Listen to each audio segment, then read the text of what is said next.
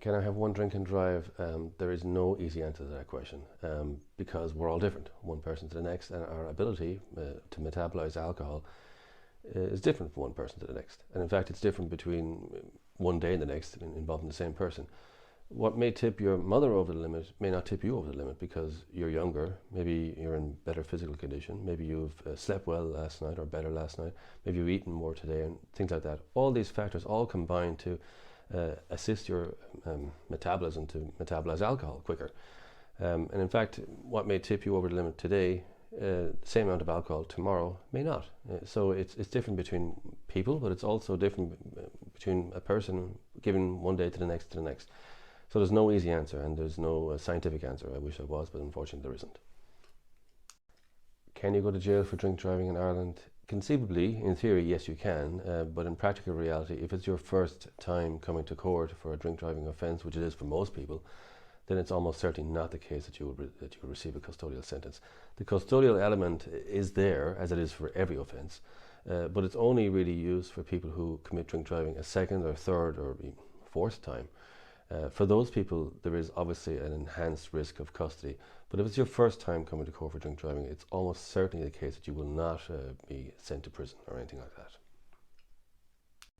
Drink driving cases dismissed. Yeah, that's an interesting one. One of the, I suppose, the main way that we imagine in our own heads a case being dismissed is where the evidence is heard from the prosecution, the evidence is heard from the defence, and the judge finds that the evidence of the prosecution wasn't compelling enough and strikes the case out. That's the view most people have. But there's other ways why a case might be dismissed. Yes, the prosecution evidence mightn't be very strong, or the judge might have a doubt about the prosecution evidence, but there's other ways too where a case might be dismissed. Maybe the case was fixed for hearing and a vital piece of documentary evidence goes missing or is not in court.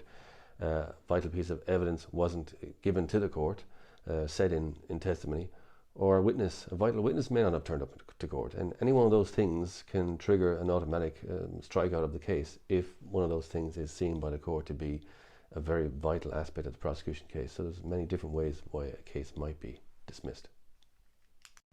Is drink driving an automatic ban? I'm afraid so, yes it is. If you plead guilty to drink driving, or if you're found guilty of drink driving, you will be disqualified. It's got nothing to do with your circumstances. It's because the law is very clear.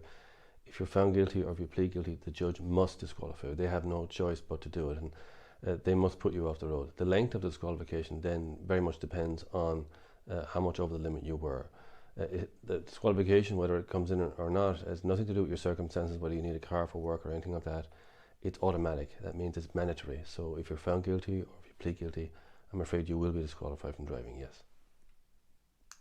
How to appeal a drink driving ban in Ireland? Well, if you've been found guilty by the district court of drink driving, you can then at that point in court file a notice of appeal. You can appeal the disqualification decision by the district court there and then in court. And when the proper appeal papers are filled out and properly lodged, you'll get a copy back from the court clerk, and that will indicate that your appeal is lodged. You're entitled to drive during that period until the appeal comes up, but the appeal is held now in the circuit court, which is a higher court, and they will rehear the case all over again from start to finish.